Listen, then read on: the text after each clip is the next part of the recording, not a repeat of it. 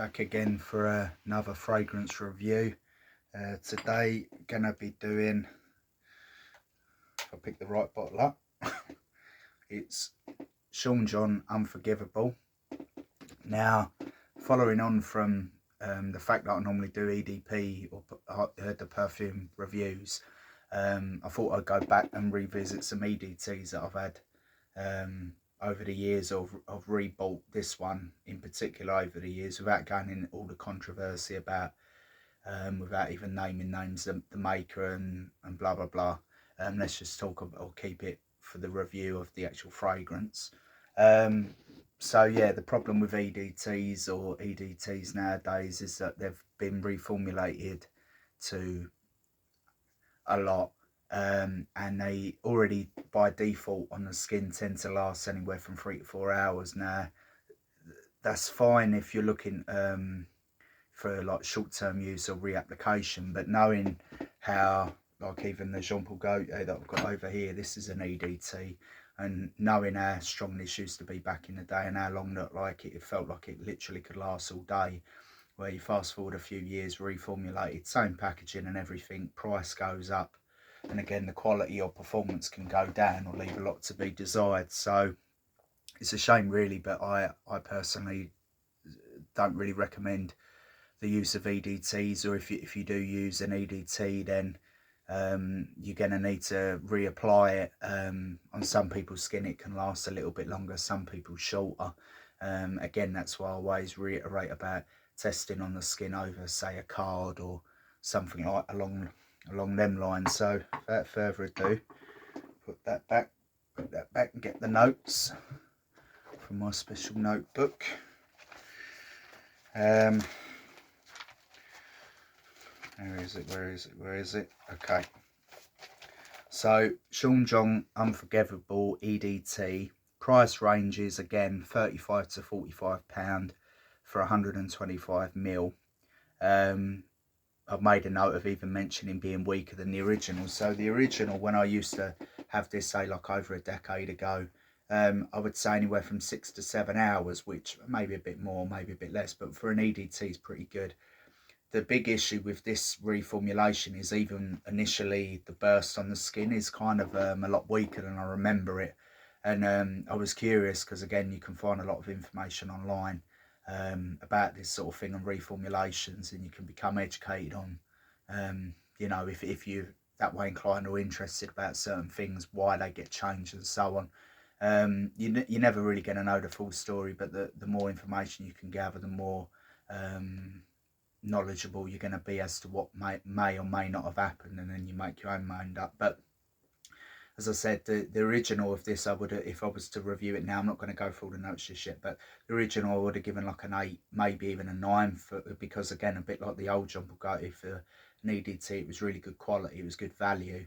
The price has stayed about the same from what I paid over a decade ago, but the performance and the radiance is completely, it's a bit off, in terms of not off like smell off, but off in that there's something that they've taken away, or something within the formula they've lowered, in terms of that affects the projection and so on. So anyway, so the notes are: the heart of luxury can be found in this fragrance, with top notes of tangerine, green mandarin, grapefruit, Sicilian lemon, basil, birch leaf, juniper and bergamot, middle notes of clary sage, lavender and iris.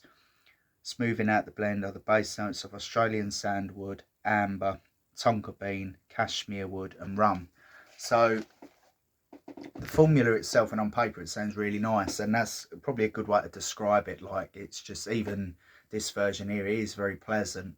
It's just it lacks that kind of the radiance even from the start, like I might have mentioned in, or I did mention in a few of my other videos. An EDT tends to be very watery when it lands on the skin, and you can almost like see it even on the quality of this video. You will see it on me in a minute, and by looking at that in terms of staying on the skin, it kind of like, because it's on the surface of the skin, I don't know, I'm not gonna go too much into detail, but usually when you put an EDT on, it's like very refreshing, and you get that radiance, and it just, you know, like a room feel for X amount of time, and then it just sort of fades away, stays the same, and then it leaves the skin.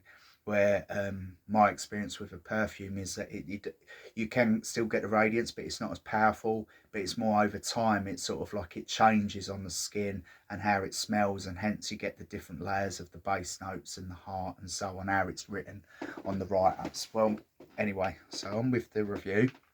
Again, I know the smell of this, I used to really like it. It still is rather nice, but just to basically get to the chase, I give it about a 7 out of 10, purely because even though I still like the smell, the performance and the radiance has completely changed from what used to be like an 8, maybe a 9 out of 10 a few years ago, or over a decade ago when I last had it.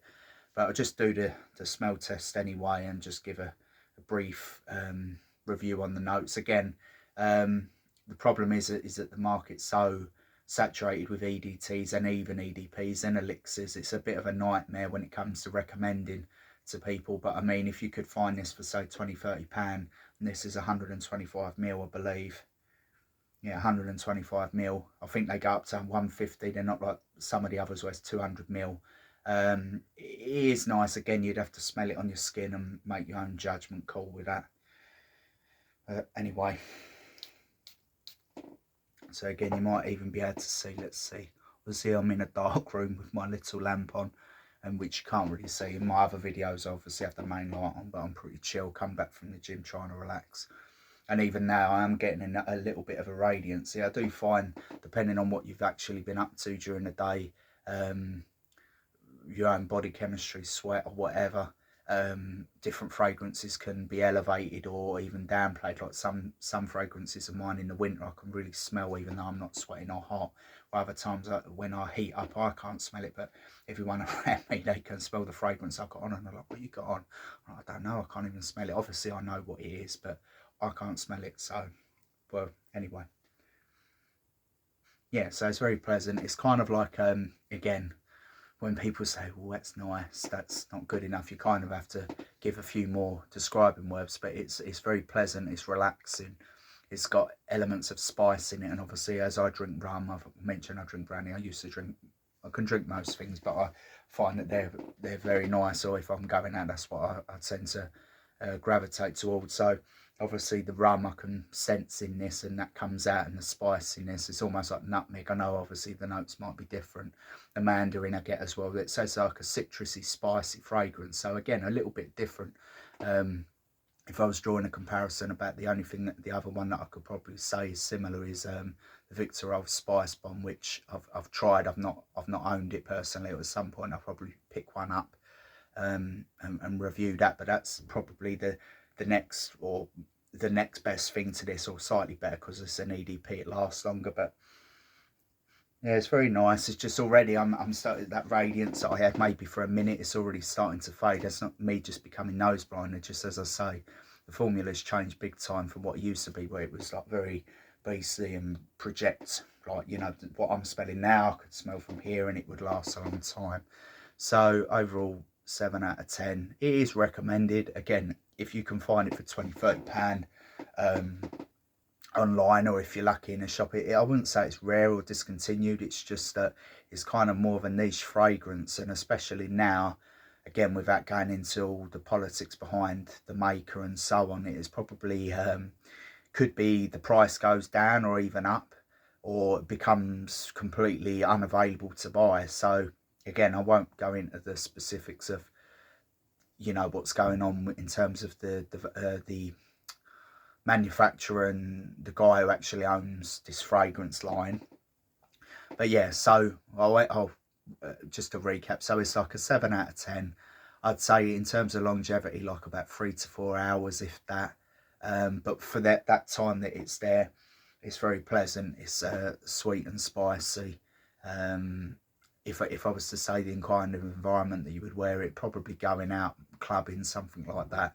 Not, although you could possibly wear it in the gym or even in the office, because it's that pleasant. It's kind of versatile in that sense. So yeah, not really much more I can say. 7 out of 10. It's okay. If you can get it £20–30, do so. If not, I wouldn't bother really.